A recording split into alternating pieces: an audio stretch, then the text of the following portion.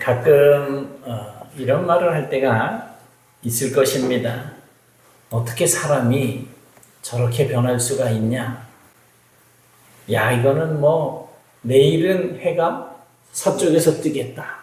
이런 이제 말을 하는 거죠. 그런데 인생을 살다 보면 정말 사람이 드라마틱하게 그렇게 변하는 경우를 보게 됩니다. 그래서 어제와는 정반대의 생각과 또 삶의 모습을 보이며 살아가는 그런 사람들이 있습니다. 그런데 그런 사람들이 그렇게 완전히 삶을 바꾸게 되는 동기도 참 다양합니다. 인간적인 이유도 있고 거기에는 또 신앙적인 이유도 있을 수 있습니다. 우리 잘 아는 삭개오는 세리장이었습니다. 당시에 세리라고 하는 직업은 이제 로마와 결탁을 해서 동족들의 돈을 빼앗던 그런 사람들이었습니다. 우리나라 이제 일제시대 때로 이야기를 하면 매국노 소리 들을 만한 그런 사람들인 거죠. 그러니까 세리하면은 아주 탐욕의 상징입니다. 남의 것에 대한 욕심이 있어서 빼앗지 않으면 안 되는 그런 사람으로 자기 재산을 그렇게 이제 예를 들어서 세금을 100원을 걷어야 되면 200원씩 걷어서 100원은 로마 정부에 내고 100원은 자기가 갖는 이런 식으로 이제 자기의 부를 축적하던 그런 사람들이 세리였습니다. 바로 그러했던 이 세리 삭개오가 이제 세리장이에요. 그러니 얼마나 더 악한 일을 했었겠습니까? 그런데 그가 예수님을 만나고 완전히 달라집니다. 예수님께서 삭개오 집에 들어가셨을 때 이제 삭개오가 갑작스럽게 이런 말을 합니다. 내 소유의 절반을 가난한 사람들에게 나누어 주겠습니다. 그리고 만약에 내가 누구의 것을 속여서 빼앗은 일이 있으면 4배로 갚겠습니다. 이 사람 뭐가 바뀌었습니까? 돈을 사랑하던 사람이 이제 사람을 사랑하는 사람으로 완전히 바뀌어버린 거예요. 이것이 성령의 역사입니다. 말씀드린 것처럼 사람이 바뀐다라고 하는 것은 이렇게 어느 날 갑자기 드라마틱하게 그렇게 바뀔 수도 있습니다. 오늘 본문에는 매우 충격적이면서 또 놀라운 사건이 기록이 되어 있습니다. 다윗을 죽이기 위해서 분노에 가득 차 있었던 이 사울이 이제 하나님의 영 앞에서 완전히 무너지는 그런 사건이 일어난 것입니다. 칼을 들고 그 창을 들고 다윗을 추격하던 이 사울이 어느 순간 더 이상 살인자가 아닌 하나님의 영에 감동이 되어져서 예언을 하는 사람이 되어 있더라는 거죠. 다윗을 잡으러 왔던 추격자가 오히려 하나님의 그 임재하심 앞에서 이제 엎드리는 그런 사람이 된 것입니다. 이 사건은 사울의 인생 가운데 하나님께서 아주 강하게 개입하신 사건이라고 할 수 있습니다. 무엇보다 중요한 것은 이것이 사울이 자신의 어떤 죄를 깨닫고 자신의 생각이나 의도나 어떤 결심에 의해서 일어난 사건이 아니라는 거죠. 사울은 이 라마 나요스로 예배하러 가는 사람도 아니었고 또 그곳으로 회개하러 가는 사람도 아니었습니다. 그는 여전히 자기의 자리를 위협하고 자기의 왕의 자리를 위협하는 그리고 자기 가정에 대물림할 수 있는 이 왕좌를 빼앗아갈 수 있는 이 다윗을 어쨌든지 간에 자기보다 인기가 더 많은 이 다윗을 붙잡아 죽이려고 하는 그러한 마음이 간절했기 때문에 이제 왔던 것입니다. 그런 악한 마음을 가지고 있었던 사울인데도 불구하고 하나님의 영이 그에게 임했을 때 그의 계획과 생각이 멈추게 되고 결국 하나님의 그 임재하심 앞에 엎드러지게 된 것입니다. 오늘 본문은 우리에게 아주 분명한 사실을 보여주고 있습니다. 하나님의 영이 임하면 사람이 바뀐다. 혹시 10년 전이나 1년 전이나 지금이나 변함없이 못된 짓거리하고 못된 생각하고 뭐 이렇게 살고 계시면 오늘 좀 심각하게 좀 받아들이셔야지 돼요. 하나님의 영 따라 하십시다. 하나님의 영이 임하면 내가 바뀐다. 아멘. 그리고 하나님은 이 성경 시대에만 그렇게 역사하신 것이 아니고 지금도 동일하게 사람을 변화시키고 있다라고 하는 사실입니다. 아멘. 그래서 오늘 이 시간에는 사람을 새롭게 하시고 변화시키시는 그 하나님의 영, 성령에 대해서 함께 말씀을 나누고자 합니다. 히브리적인 관점에서는 어떤 일이 일어나도 일어난 그 장소가 정말 매우 중요하게 여겨집니다. 왜냐하면 히브리 사람들은 이제 자신이 머무는 어떤 환경 그리고 어떤 분위기 그런 것에 영향을 받는다라고 생각을 했기 때문에 그렇습니다. 그래서 랍비들은 사람은 자신이 머무는 영적 공기에 영향을 받는다라고 그렇게 가르치고 있습니다. 유대 사람들의 그 자녀들을 이제 교육을 시키는 일에 정말 특별히 힘썼던 이유도 바로 여기에 있는 거예요. 유대인들은 자식들을 단순하게 어떤 지식만 배우는 곳에 두려고 하지 않았습니다. 그래서 어렸을 때부터 늘 율법이 기록되어 있는 모세오경, 흔히 토라라고 이야기를 하는데 그 토라를 읽고 또 그 하나님의 말씀을 이야기를 하고 또 하나님을 기억하는 분위기 속에 그렇게 머물게 하려고 하는 그런 노력이 자녀들을 향한 부모들에게서 있었던 것입니다. 왜냐하면 아이들이 보고 듣고 생각하고 말하는 모든 것이 결국 그 사람의 영혼과 그 사람의 삶을 만들어간다라고 믿었기 때문입니다. 그래서 도둑질하는 사람들 사이에 있는 사람들은 뭘 배우겠어요? 도둑질을 배우는 거예요. 그저 욕 많이 하는 사람들 사이에 있는 그런 사람들은 그 입에서 욕이 끊임없이 나오는 거죠. 분위기에 그냥 그렇게 휩쓸려서 그렇게 인격이 형성될 수밖에 없습니다. 뭐 가끔 돌연변이가 있을 수는 있겠지만 대부분이 다 그렇다라고 여겨지는 겁니다. 그래서 그 유대인들의 이제 아이들을 키우는 부모들은 한마디로 말하면 영적인 분위기를 굉장히 중요하게 여겼던 것입니다. 그런데 오늘 본문을 보면 다윗이 사울을 피해서 도망간 곳이 라마에 있는 나요시라고 이렇게 이야기를 하고 있습니다. 아시다시피 이 사무엘은 단순한 선지자가 아니지요. 그 어머니 한나가 아이를 낳지 못해서 매년 하나님 앞에 나가서 울면서 중얼중얼 술 취한 사람이라고 그렇게 오해를 받을 만큼 하나님 앞에 기도를 했어요. 그래서 얻은 아들이 사무엘입니다.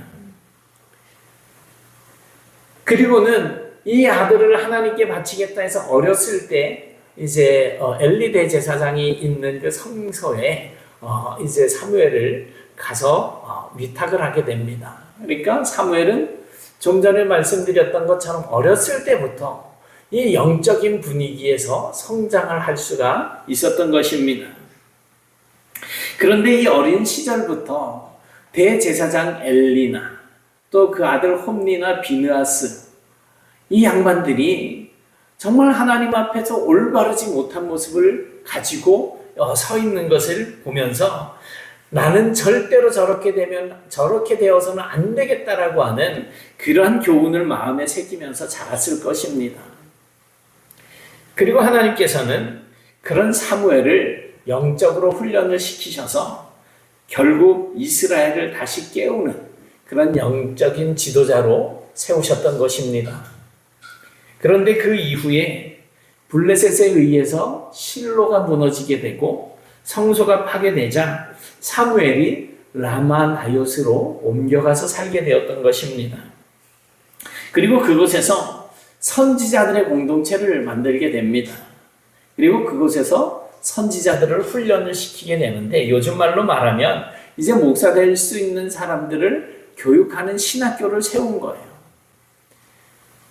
여기서 나요시라고 하는 이 이름의 뜻은 거처들, 또 공동체의 처소들이라고 하는 뜻을 가지고 있습니다. 그러나 이곳은 단순히 사람들만 모여서 살고 있는 그런 공간이 아니라 바로 오늘 말씀의 주제가 되는 하나님의 영이 머무는 장소였다는 것입니다. 히브리 전승에 따르면 선지자 공동체는 단순히 공부만 하는 것이 아니라 거기서 함께 찬양하고 또 말씀을 읽고 율법을 묵상하면서 그렇게 하나님의 임재 가운데 머물렀던 것입니다. 쉽게 말하면 그곳의 분위기 자체가 하나님이 중심이 되는 그런 분위기였던 거죠. 그래서 그곳에는 늘 하나님을 찬양하는 소리가 있고 또 하나님의 말씀에 관한 그런 대화를 나누고 또 하나님을 기억하는 삶이 있는 장소였다는 것입니다. 아까도 잠깐 말씀드렸지만 이 히브리 문화에서는 분위기를 굉장히 중요하게 생각했습니다. 그래서 랍비들은 사람이 머무는 곳에 이제 영적 공기의 영향을 받게 된다라고 하는 말을 하게 된 것입니다. 그래서 유대인들은 할 수 있는 대로 자녀들을 토라, 모세오경, 율법이 기록되어져 있는 그 성경을 읽는 그런 분위기 속에 두려고 애를 썼던 것입니다. 그렇다면 오늘 본문에서 다윗과 사무엘이 라마 나요스로 가서 살았다라고 하는 이 말씀은 그냥 단순히 도피한 것을 이야기하는 것이 아닙니다. 다윗은 그저 자기를 죽이려고 하는 사울을 피해서 숨을 장소를 찾아간 것이 아니라 죽음의 두려움과 극심한 어떤 환난 속에서 하나님께서 임재하는 곳으로 나아갔던 것입니다. 이게 중요한 거예요. 우리가 힘들 때 어디로 나아가느냐? 그 나아가는 이 길을 따라서 우리가 무너지기도 하고 살아나기도 하는 것입니다. 세상은 상처를 입기 위해서, 잊어버리기 위해서 술로 도피를 하지요. 또 쾌락 속으로 도망을 가고 사람들 속으로 도망을 가고 분노와 원망 속으로 도망을 갑니다. 그게 세상의 방법인 거예요. 그런데 다윗은 그런 방법들을 다 제껴두고 하나님의 임재하심 속으로 피했던 것입니다. 여러분, 오늘을 살아가는 우리도 마찬가지입니다. 혹시 지금 내가 감당할 수 없는 어떤 어려운 문제 속에 계십니까? 마음이 막 무너질 것만 같은 그런 힘든 시간을 지내고 계십니까? 그렇다면 지금 저와 여러분에게 가장 필요한 것이 뭘까요? 세상의 위로가 아니라 하나님의 임재하심입니다. 예배의 자리로 나오셔야지 되는 거예요. 기도 자리로 나오십시오. 그리고 말씀이 있는 자리로 나오시고 찬양이 있는 자리로 나가시고 거기에서 그 일들을 끊임없이 하나님 앞에 외쳐야지 될 것입니다. 왜냐하면 하나님의 임재가 있는 곳에 진짜 위로가 있고 또 회복이 있기 때문에 그렇습니다. 여러분의 상처를 싸매주시고 두려움을 물리쳐 주시고 지친 영혼들을 품어주시는 분은 오직 하나님 한 분뿐이십니다. 그러니 오늘 본문의 다윗처럼 하나님의 품으로 도피하시는 그런 성도가 되실 수 있기를 축복합니다. 사울은 다윗과 사울이 라마나요스로 갔다라고 하는 이 소문을 듣게 됩니다. 그래서 그곳으로 이제 전령들, 사람들을 보내게 되죠. 그런데 신기한 일이 일어났습니다. 다윗과 사무엘을 잡기 위해서 보냈던 사람들이 그곳에 가기만 하면 모두 하나님의 영에 감동이 되어져서 예언을 하는 거예요. 참 놀라운 장면 아닙니까? 사울의 전령들은 그곳에 왜 갔습니까? 사무엘과 다윗을 잡으려고 간 거예요. 특히 다윗을 잡아오라고 하는 명령을 받고 가지 않았습니까? 그러니까 원래 그들은 다윗을 체포하러 간 사람들인 거예요. 그런데 그들이 이 선지자들의 그 공동체 안에 들어서자마자 하나님의 영이 그들에게 임하게 되고 그들이 예언을 하기 시작을 하는 거죠. 그런데 사울이 거듭해서 사람을 보냈는데 두 번째 보낸 사람들도 또 예언을 하게 되고 세 번째 사람들을 보냈는데 그들도 또 예언을 하게 됩니다. 세 번이나 같은 일이 반복이 되는 거예요. 함흥차사라 그러잖아요. 다윗 잡아오라 그랬더니 거기서 그냥 하나님을 찬양하고 하나님의 말씀을 이야기하고 하는 이러한 무리 속에 섞여 있는 거죠. 왜 이런 일이 일어났습니까? 성경은 분명하게 말해주고 있습니다. 뭐예요? 하나님의 영이 임하셨다라는 거예요. 하나님의 영이 임하셨다. 여기서 영이라고 하는 단어는 이제 루아흐라고 하는 단어를 쓰고 있는데요. 이게 창세기에서 하나님께서 흙으로 사람을 지으셨잖아요. 흙으로 사람을 잘 빚었어. 얼마나 잘생겼어. 네? 그런데 이게 생명이 없어. 그냥 눈을 떠도 동공도 뭐 흐리멍텅하니 그냥 흙 그 자체잖아요. 그런데 그 코에다가 하나님께서 생기를 불어넣으셨어요. 그게 바로 르아흐예요. 그래서 이 르아흐는 단순히 영혼이라고 하는 뜻만이 아니라 바람, 숨, 생명이라는 뜻을 포함하고 있습니다. 그러니까 하나님의 르아흐가 임한다라고 하는 것은 하나님의 생명과 능력이 사람 가운데 역사한다라고 하는 것입니다. 더 나아가서 사람의 방향 자체를 바꾸시는 하나님의 움직임이라고 할 수 있습니다. 앞으로 가던 사람이 갑자기 오른쪽으로 가게 하는 그러한 어떤 능력이 나타나게 되는 거죠. 원래 사울이 보낸 전령들은 다윗을 잡아서 묶어서 끌고 가기 위해서 왔는데 그런 그들에게 하나님의 영, 루아흐가 임하게 되자 체포자가 이제는 하나님을 예배하는 예배자가 되었던 것입니다. 이것이 바로 성령의 역사입니다. 성령은 인간의 어떤 의도보다 훨씬 강하십니다. 사람의 계획보다도 훨씬 강하십니다.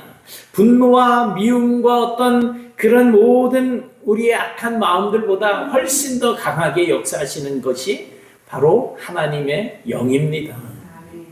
유대인들은 이렇게 하나님의 영이 강하게 임하는 그런 현상을 뭐라고 이야기하느냐 하면 쉐키나라고 부릅니다. 쉐키나는 거한다, 머무른다라고 하는 뜻을 가지고 있습니다. 광야에서는 하나님의 영광이 어디에 머물렀어요? 성막 위에. 낮에는 구름 기둥, 밤에는 불 기둥. 또 솔로몬 성전에서는 솔로몬이 성전을 완공하고 하나님의 영광이 구름처럼 그 안에 가득 찼다 그러잖아요. 쉐키나예요. 그리고 선지자 공동체 가운데 하나님의 영이 이렇게 강하게 흐를 때 유대인들은 쉐키나가 임했다라고 말을 합니다.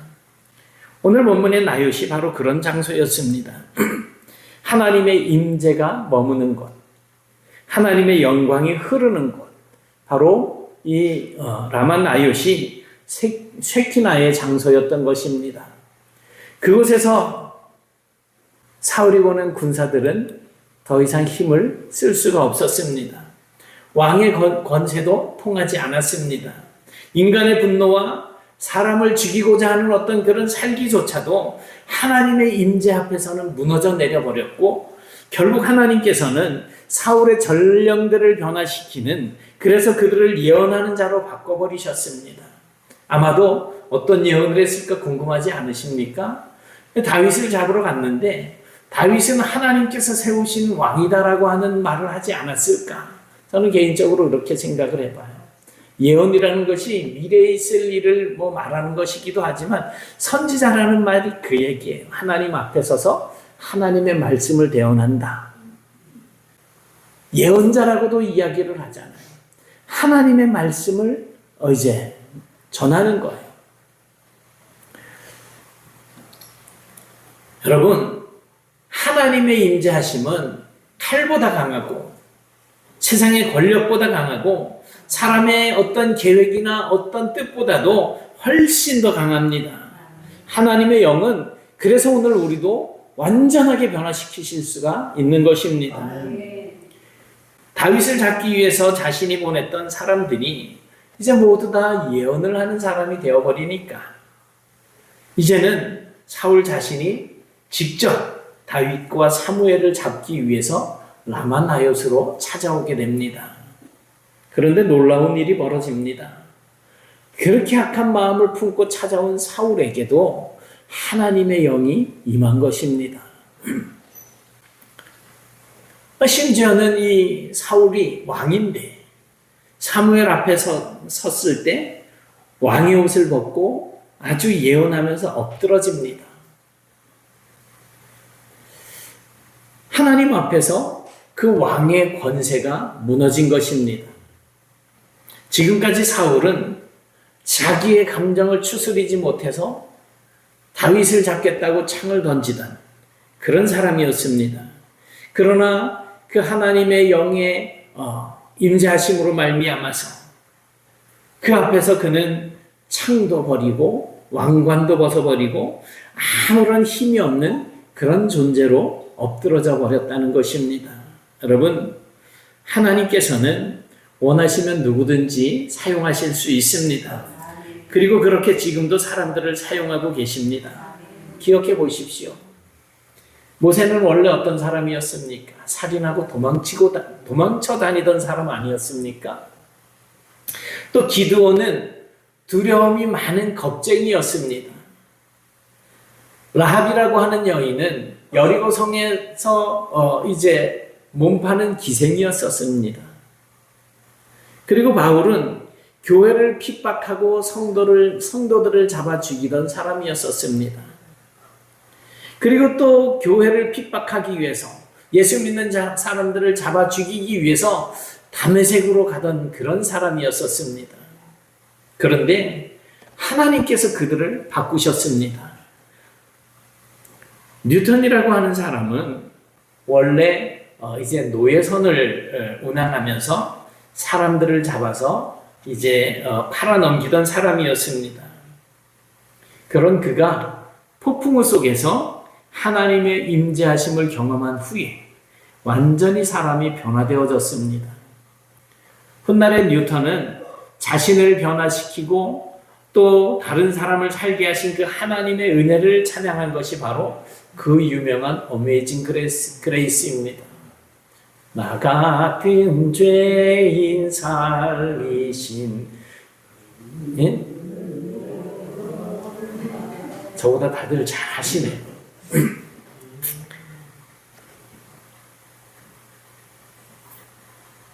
여러분, 하나님의 영은요, 인간을 완전히 새롭게 하십니다.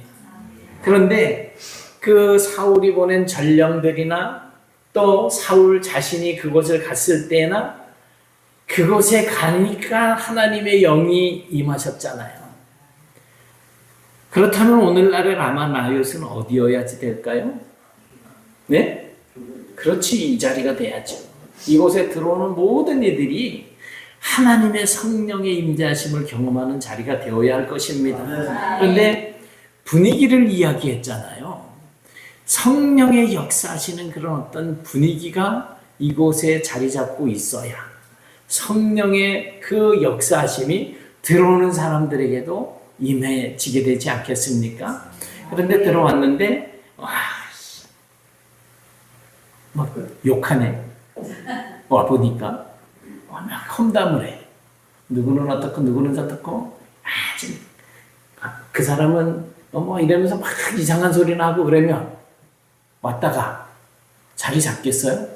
성령이 임하지 못하는 거예요. 분위기가 그렇게 되지는 않으니까. 그렇기 때문에 저와 여러분이 성령의 역사하심을 통해서 우리 자신이 완전히 변화되어지고, 그래서 우리는 찬양하고 말씀을 나누고 또 하나님의 어떤 은혜를 나누고 또 또 위로하고 칭찬하고 존경하는 이러한 모습들이 이 자리에 가득해 져야지 되는 거예요. 그 결과로 하나님 앞에 영광을 돌리는 모습들이 있다고 한다면 누가 들어온들 그 은혜를 못 느끼겠습니까? 성령께서 역사하시면 그 심령이 완전히 변화되어질 거예요.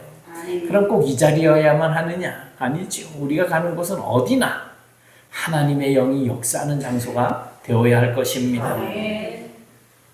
우리를 위협하고 어렵고 피곤하게 만드는 환경이나 사람들도 하나님의 영이 개입하시면 그들도 변화시키셔서 그들도 하나님의 뜻을 이루도록 그렇게 사용하실 것입니다. 여러분, 오늘 본문은 우리에게 소망을 줍니다. 사울 같은 사람도 하나님의 영 앞에서는 무너져 버렸습니다.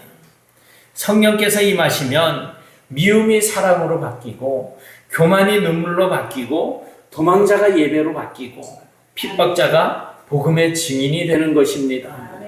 그러므로 오늘 우리에게 필요한 것은 더 많은 인간의 어떤 방법이 아니라 더 강하신 하나님의 임재하심입니다. 어떤 어려움이 닥쳐오더라도 오늘 다윗처럼 하나님의 임재하시는 곳, 하나님을 예배하는 곳으로 피하실 수 있는 성도가 되시길 바랍니다. 늘 성령으로 충만한 인생들이 되셔서 날마다 새로워지는 그런 은혜를 누리며 사는 복된 성도들이 다 되실 수 있기를 주님의 이름으로 축원합니다. 사랑의 하나님, 오늘 말씀을 통해서 성령께서 임하시면 사람이 변화된다고 하는 이 사실을 다시 한번 깨닫게 하시니 감사합니다.